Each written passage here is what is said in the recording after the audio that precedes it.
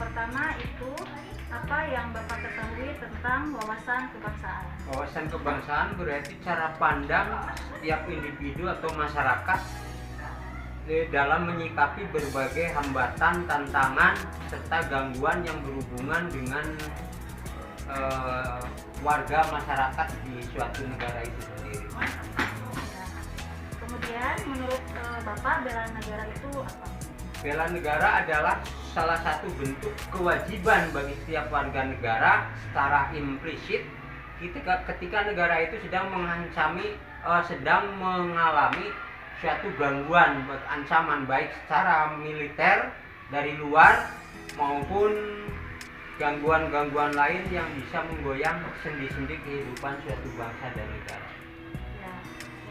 Kemudian upaya-upaya apa untuk membela negara ini yang dapat dilakukan di tengah maraknya beragam isu-isu yang ada? Untuk menyikapi hal ini, yang pertama masalah hoak, kita jangan ikut-ikutan ya tentang adanya simpang siur berita yang belum jelas. Pertama kita harus cross check atau konfirmasi. Yang ketiga, ketika kita mendengar isu tersebut jangan langsung share gitu. Kemudian itu masalah hoax itu ya. Kemudian sehubungan dengan negara kita sedang diuji, bukan hanya negara kita tapi negara lain juga. Ini masalah global, masalah pandemi corona, vaksin. Kita ikuti kebijakan dari pemerintah, sebab itu berupaya untuk menanamkan suatu kekebalan komunal masyarakat supaya masyarakat terhindar di masa yang akan datang apabila terjadi wabah seperti itu. Terima kasih Pak. Ya.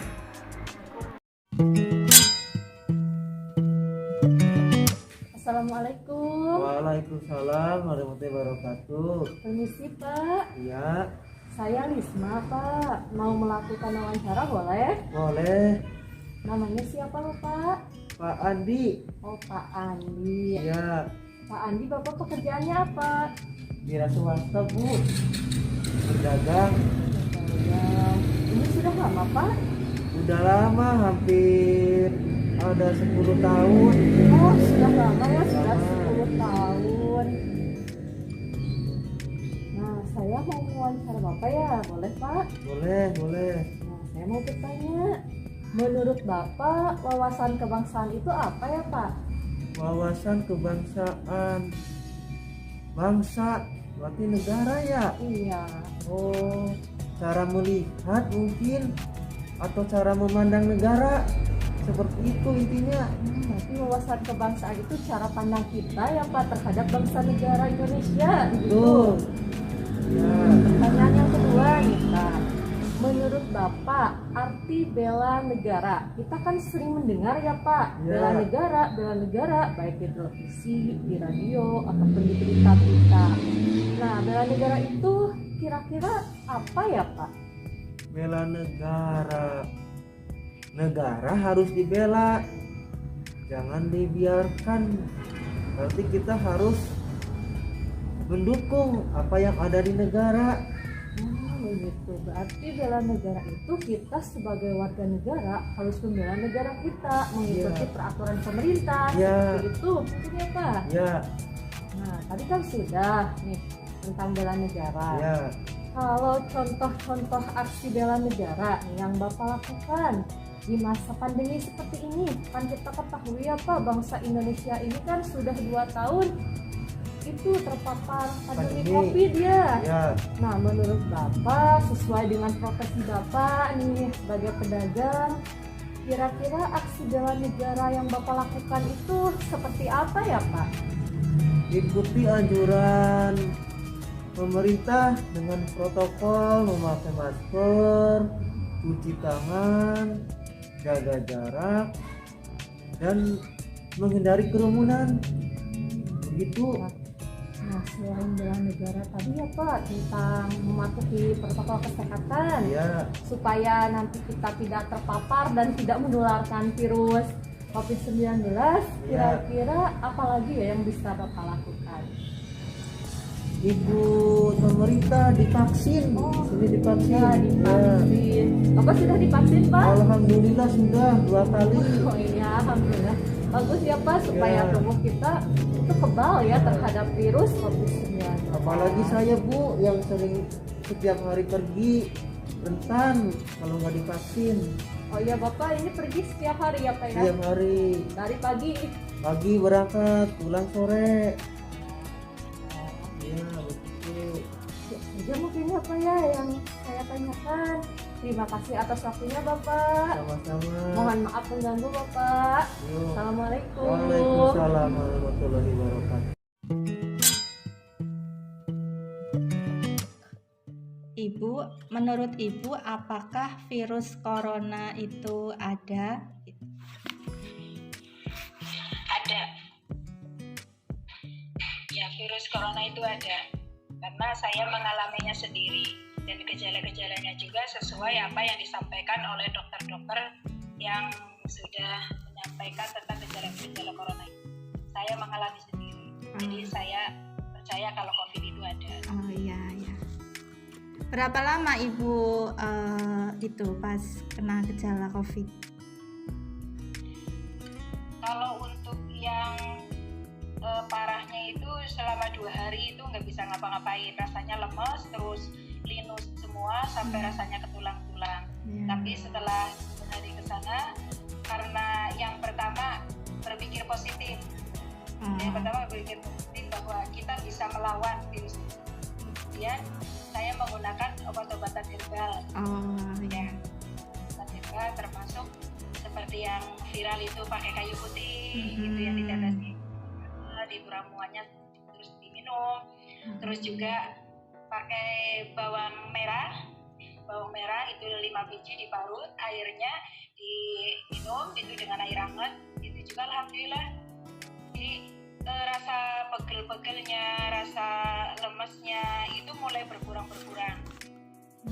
Memang yang agak lama itu penciuman sama rasa kalau misalkan kita makan gitu ya, nggak ada rasa apa-apa itu selama 1 minggu itu baru mulai penciumannya kembali. Oh iya. Iya, terima kasih ya Bu. Terus Ibu kan juga sebagai pendidik atau guru ya Bu ya. Dampak adanya COVID-19 terhadap dunia pendidikan itu gimana menurut Ibu ya Bu? Kalau menurut saya pribadi memang dampaknya sangat besar ya. Yang pertama karena biasanya belajar tatap muka, anak-anak menjadi daring. Namanya daring itu pembelajarannya tidak maksimal. Karena untuk memahami suatu materi itu kalau misalkan berhadapan langsung dengan guru itu kan bisa dijelaskan secara detail, membimbing secara langsung. Jadi pemahaman terhadap materi itu tidak maksimal. Itu dampaknya.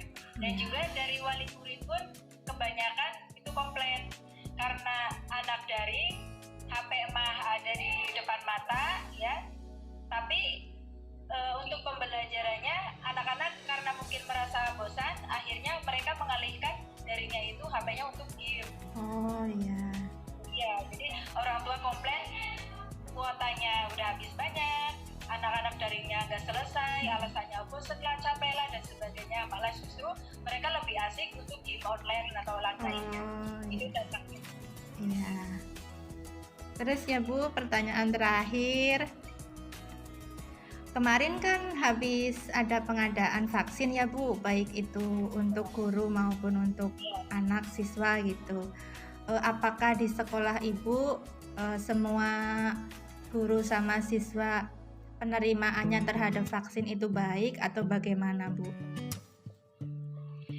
Ya alhamdulillah karena mayoritas untuk pemahaman tentang penyakit corona itu sudah mengena ya, sudah paham tentang corona itu bagaimana, terus mencegahnya itu bagaimana. Akhirnya dari pihak guru sama wali murid dan juga siswa itu memang kesadarannya tinggi.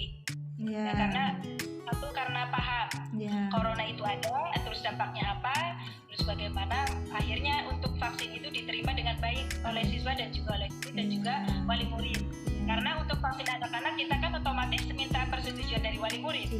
Nah, dari wali murid alhamdulillah mayoritas semuanya menerima, kecuali anak-anak yang memang mempunyai penyakit bawaan atau memang punya keluhan tentang alergi dan sebagainya, itu memang tidak divaksin. Oh ya. Terima kasih banyak ya Bu. Hasil wawancara dari 3 narasumber yang berbeda profesi dapat disimpulkan bahwa wawasan kebangsaan penting untuk diketahui dan dimiliki oleh seluruh warga negara dalam kehidupan sehari-hari. Begitu pula dengan upaya bela negara. Banyak hal yang dapat dilakukan dengan tetap menjunjung nilai-nilai Pancasila dan nasionalisme. Apalagi di tengah pandemi seperti sekarang ini, kita harus bersatu padu, bergotong royong yang mencerminkan bahwa dalam kehidupan sehari-hari rasa persatuan dan kesatuan itu terpelihara dengan baik.